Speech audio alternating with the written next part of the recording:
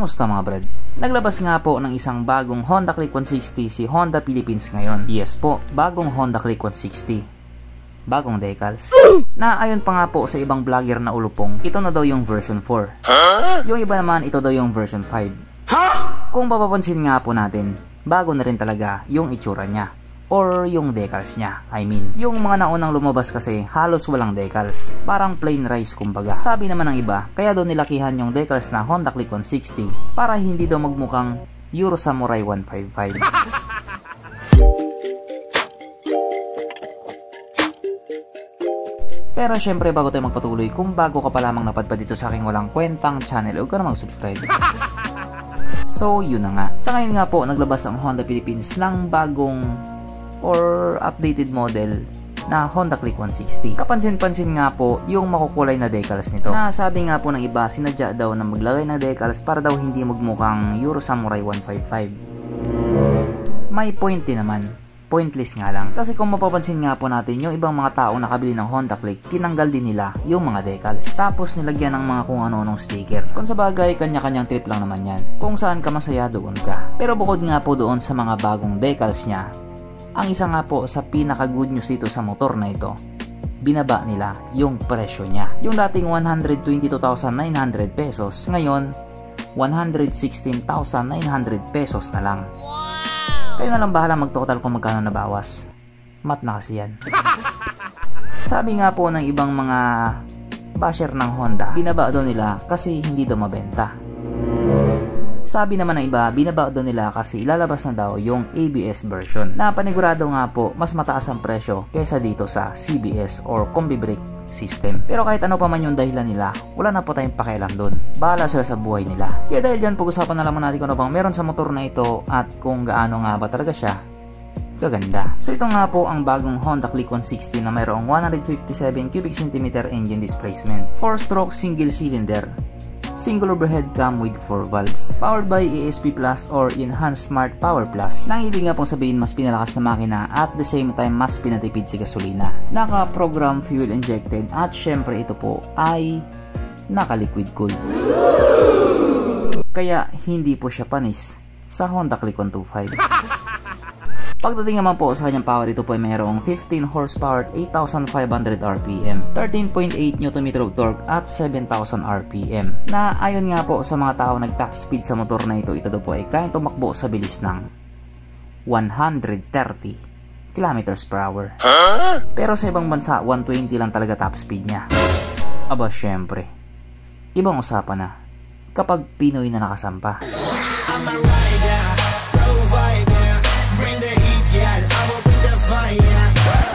Ang kanyang tangke ay kaya magkarga ng 5.5 liters fuel tank capacity na kumukonsumo naman na po ng 46.7 km/liter. So para nga po sa isang 160cc na scooter, matipid na po yun.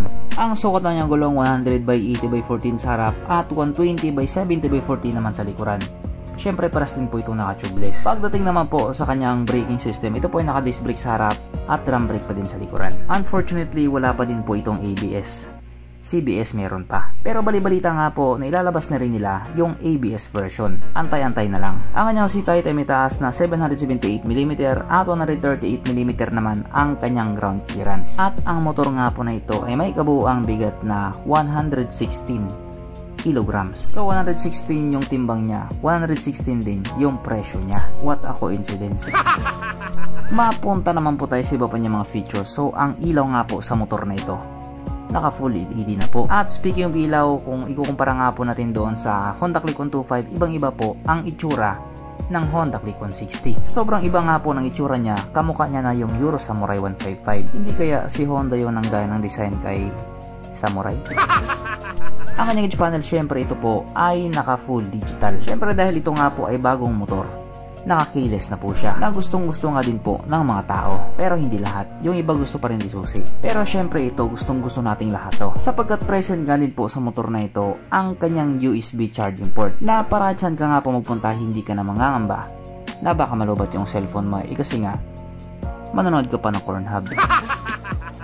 At present din po sa motor na ito ang walang kamatayang ISS or idling stop system. So sa 73,000 pagkakataon nga po, uulitin ko na naman to. Ito nga po yung mekanismo na kapag nakahinto ka sa isang traffic light at hindi mo pinihit yung silinyador sa loob ng 3 or 5 segundo, kusa nga pong mamatay ang makina sa motor mo. At pihitin mo naman din siya pabalik, kusa na rin siya nga andar. At syempre dahil ito nga po ay bagong motor, wala na po siyang kickstart, na siya nga pong palaging hinahanap ng mga taong walang pambili.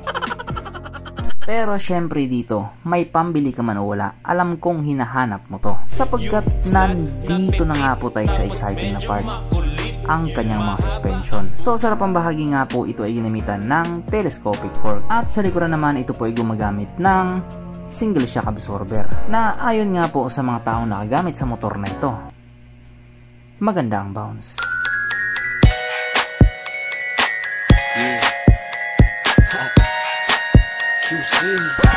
Syempre dahil gusto mo pa, meron pang isa.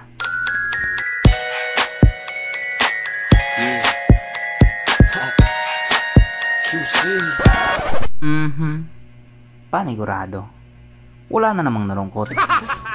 At dahil wala nga po nalungkot, alamin na po natin kung present nga ba sa motor na ito yung 3 pinaka-importanteng features. So, una na nga po dito ang kanyang lagayan ng stallion, at good news mga brad, meron siyang ganon. Meron siyang lagayan ng stallion. Pangalawa, meron din po siyang sabitan ng pulutan. At oras na nga po para sa ating Red Horse check, ang pinaka-importanting feature sa isang motor. At ayon nga po sa aking masusing pag-aanalisa, ang motor na ito ay kayang magkarga ng 2 kahong Red Horse.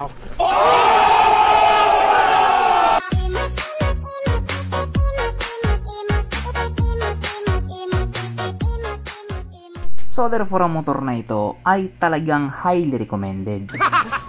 Katulad nga po na sinabi ko kanina, bumaba na din po ang presyo nito. Wala nga po sa dating 122,900 or sa iba 125,900 pesos. Ngayon nga po ito ay nasa 116,900 pesos na lang. Wow! O diba, bagong decals, bagong presyo. Pero kung namamahalan ka pa din doon sa 116,900 pesos, lipat ka na doon sa isa. Mag Euro Samurai ka na. Sa halagang 89,000 pesos, may Honda Click look-alike ka na.